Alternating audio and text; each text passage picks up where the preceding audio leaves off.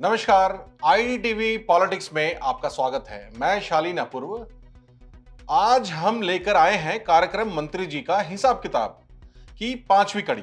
जैसा कि आपने देखा है कि इसके पहले के एपिसोड में हमने झारखंड के मंत्री हफीजुल हसन के अधीन पर्यटन एवं कला संस्कृति विभाग, फिर आगे की कड़ी में मंत्री मिथिलेश ठाकुर के पेयजल एवं स्वच्छता विभाग और फिर मंत्री दीपक बरुआ के अधीन परिवहन विभाग का हिसाब किताब पेश था। आज के एपिसोड में हम मंत्री बन्ना गुप्ता के अधीन स्वास्थ्य एवं परिवार कल्याण विभाग का लेखा जोखा लेकर आए हैं। आइए देखते हैं इस विभाग में पिछले 5 साल में क्या क्या काम हुए और प्राप्त राशि के खर्च की क्या स्थिति है। स्वास्थ्य विभाग झारखंड का एक अत्यंत महत्वपूर्ण विभाग है। स्वास्थ्य एवं परिवार कल्याण विभाग का मकसद सभी नागरिकों को पर्याप्त गुणवत्तापूर्ण निवारक और उपचारक स्वास्थ्य सुविधाएं मुहैया कराना है। परिवार कल्याण कार्यक्रम के तहत महिलाओं को परिवार नियोजन से जुड़ी जानकारी, परामर्श और सेवाएं दी जाती है। गर्भावस्था से पहले महिला का इलाज, मां और बच्चे के सुरक्षित प्रसव और प्रसव के बाद की देखभाल भी इसी कार्यक्रम के तहत आती है। शिशुओं के टीकाकरण के जरिए रोकथाम योग्य बीमारियों से बचाव के भी स्वस्थ देखभाल की जाती है। झारखंड के रांची, जमशेदपुर, धनबाद, पलामू और दुमका में मेडिकल कॉलेज हैं जो चिकित्सा शिक्षा उपलब्ध करा रहे हैं ताकि राज्य में डॉक्टरों की संख्या बढ़े। पर अफसोस कि आज भी राज्य डॉक्टरों की कमी से जूझ रहा है। आम लोग भी चिकित्सा सुविधा को लेकर संतुष्ट नजर नहीं आते। आइए इस विभाग का लेखा जोखा समझते हैं कि परेशानी कहां है।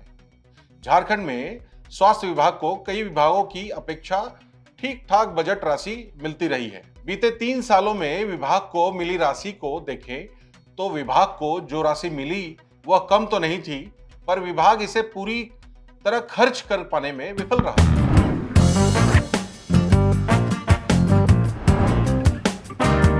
जैसा कि सीएजी की रिपोर्ट में दर्ज है, इन आंकड़ों में स्पष्ट है। सत्र 2020-21 प्राप्ति 5077 करोड़, खर्च 4062 करोड़, बचत 1015 करोड़। 2021-22 प्राप्ति 6468 करोड़, खर्च 4814 करोड़, बचत 1644 करोड़। 2022-23 6846 करोड़ प्राप्ति, खर्च 5299 करोड़, बचत 1547 करोड़। उक्त आंकड़े बताते हैं कि बीते 3 सालों में विभाग ने हर साल वित्तीय वर्ष के अंत में 1000 करोड़ से ज्यादा राशि सरेंडर किया। ग्राफ संख्या 1 को देखें तो पाते हैं कि साल 2020-21 में विभाग ने 80% राशि खर्च की, जबकि 20% राशि खर्च नहीं होने के कारण सरेंडर हो गई। इसी प्रकार वित्तीय वर्ष 2021-22 में भी विभाग ने 75% राशि खर्च की, जबकि 25% राशि खर्च नहीं किए जाने के कारण सरेंडर करनी पड़ी। साल 2022-23 में फिर वही कहानी। इस साल भी विभाग 77% राशि ही खर्च कर पाया, जबकि 23% राशि वापस हो गई। इस आंकड़े के जरिए हम समझ सकते हैं कि किस प्रकार स्वास्थ्य विभाग ने कोरोना काल के दौरान तो 80% फीसदी राशि खर्च की, पर इसके बाद लगातार 2 साल तक 75% राशि ही खर्च कर सका। अच्छी बात तो ये रही कि बावजूद इसके विभाग का बजट हर साल थोड़ा बहुत बढ़ता ही रहा। ग्राफ संख्या 4 से स्पष्ट होता है कि जहां 2020-21 में विभाग को 5077 करोड़ रुपए मिले, इसमें से विभाग ने 4062 करोड़ रुपए खर्च किए, जबकि ये कोरोना काल था। फिर भी विभाग 80% ही खर्च कर सका। कोरोना काल के अनुभव को देखते हुए इसके अगले साल सरकार ने विभाग का बजट बढ़ा दिया। फिर इसके अगले साल यानी 2022-23 में विभाग को 6846 करोड़ रुपए मिले, जिसमें विभाग ने 5299 करोड़ ही खर्च किया जा सका। अब इस ग्राफ नंबर 5 से हम बताते हैं कि विभाग ने हर साल कितनी राशि सरेंडर कर दी। साल 2020-21 में स्वास्थ्य विभाग ने 1015 करोड़ सरेंडर कर दिए। फिर अगले साल यानी 2021-22 में विभाग ने 1644 करोड़ सरेंडर किए।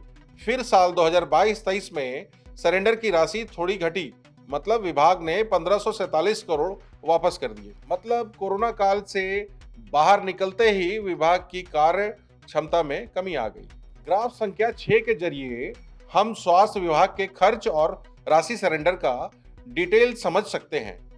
साल 2020-21 में विभाग ने 80% खर्च किए और 20% बचे, जबकि अगले साल 2021-22 और 2022-23 में विभाग ने 75% खर्च किया, जबकि 25% राशि बची रह गई। अब जानते हैं स्वास्थ्य विभाग द्वारा चलाई जा रही योजनाओं का हाल। तो विभाग द्वारा फिलहाल 3 योजनाएं संचालित है। हार्ट मोहल्ला क्लिनिक, प्राप्ति 1500 लाख, खर्च 970 लाख, बचत 530 लाख। ट्यूबरकुलोसिस के लिए ऑफिस का निर्माण 228 लाख, प्राप्ति खर्च 148 लाख, बचत 80 लाख। राष्ट्रीय मलेरिया उन्मूलन 6798 लाख, प्राप्ति खर्च 5398 लाख, बचत 1400 लाख। ग्राफ संख्या 7 बताता है कि राष्ट्रीय मलेरिया उन्मूलन के लिए सबसे अधिक राशि मिली, जबकि सबसे कम ट्यूबरकुलोसिस ऑफिस निर्माण के लिए। ग्राफ संख्या 8 से स्पष्ट है कि विभाग ने सबसे ज्यादा मलेरिया उन्मूलन पर खर्च किया। इस पर विभाग 79% खर्च किया, जबकि 21% बच गए। शेष 2 योजनाओं पर 65% खर्च किए। शेष 35% राशि वापस कर दी गई। साल दर साल खर्च का घटता आंकड़ा बताता है कि कोरोना काल के बाद विभाग की कार्य क्षमता घटी, काम कम हुए, इसलिए राशि भी कम खर्च हो पाई।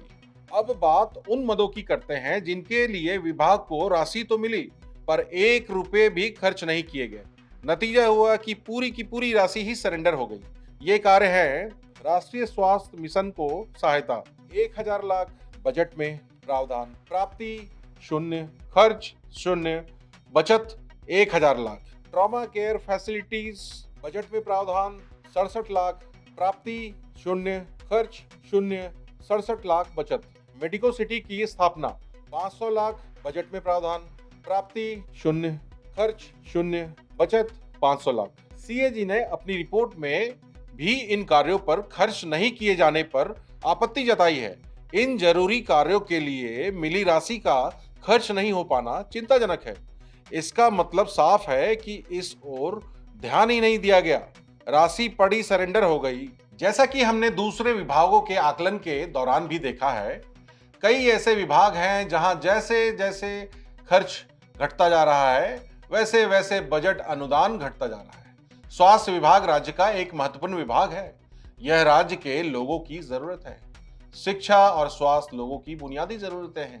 इस ओर ध्यान दिए बिना कोई भी राज्य तरक्की नहीं कर सकता। जब यहाँ के लोग स्वस्थ होंगे, तब राज्य भी स्वस्थ होगा। दर्शकों, कैसी लगी हमारी ये पेशकश, हमें जरूर बताएं। और हाँ, ये जरूर बताएं कि आप किसी मंत्री जी का हिसाब किताब देखना चाहते हैं। ऐसे ही कार्यक्रमों के लिए जुड़े रहें हमारे साथ और देखते रहें IDTV पॉलिटिक्स। धन्यवाद।